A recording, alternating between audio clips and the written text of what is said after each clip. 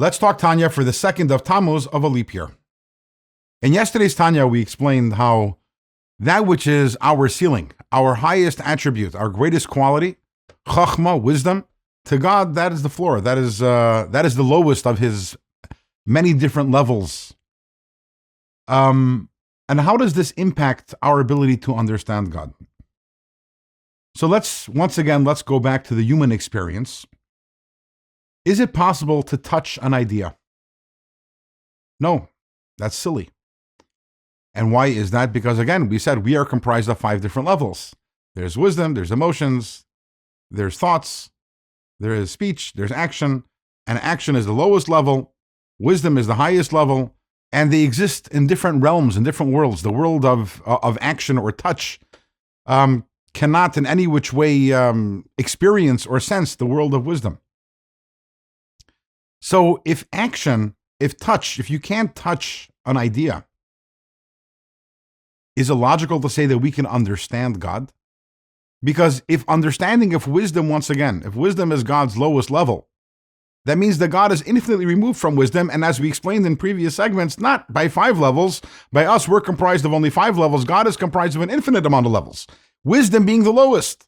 So just like I can't touch wisdom because they're removed by 5 different levels, wisdom isn't the tool to be able to experience God. It's like, okay, here's this tough idea. I don't really understand it so well. Let me get a fork and a knife and try to figure it out. No, a fork and a knife aren't the tools they use to understand something. In the same way, intellect are not the tools that we can use to grasp God because He is infinitely removed from intellect, just as intellect is removed from touch and action. In fact, the Alter Rebbe says something interesting. He says, even to say, I can't understand God because He is so great. Now that sounds like a reasonable statement, but actually it isn't. Actually, it's a very silly statement. Why is that? Imagine that you were to tell a friend of yours, you know that I've been listening to Let's Talk Tanya, and we were learning Shar Yichud V'Emunah, and some of the ideas are very complex, very abstruse. You know, they're so abstract and difficult that I can't even touch them with my finger. The friend would look at you like you're a little strange. But why? What's strange about that statement you just said? All you said is, you can't touch the idea, which is correct. That's accurate. You can't touch the idea. The problem is that when you say, I can't touch that idea, what are you insinuating? The implication over here is that essentially there's some sort of connection between touch and an idea. However, in this specific case, because the idea is such a lofty and exalted and difficult idea, and maybe because my finger is a little weak, I can't touch it.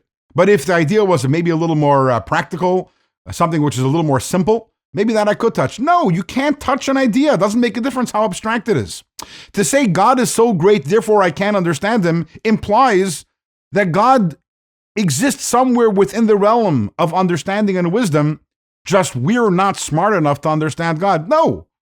So, strangely, even to say I can't understand God because He's so great is also actually a statement which can't truthfully be said. So what do we have from this? Once we understand this, we realize actually there's a problem. How do we call God? We say God is a chacham. We call God wise, but God is infinitely removed from wisdom, and Alter Rebbe says that is correct. Really, to say God Himself is wise is an insult. That's like praising Bill Gates and saying he has a nickel, or saying, "Wow, Albert Einstein, he knows that 2 + 2 = 4." When we say God is wise, or any of the other attributes we talk about God, we're merely saying that He is the source of wisdom, the source of these attributes. But God Himself is infinitely removed from all of these attributes. How does all of this impact our understanding of God's unity? Tomorrow we're going to conclude the discussion which we began the beginning of 2 chapters ago, understanding of God's unity, and we'll see how all of this relates to our ability or our inability to understand God's essential unity.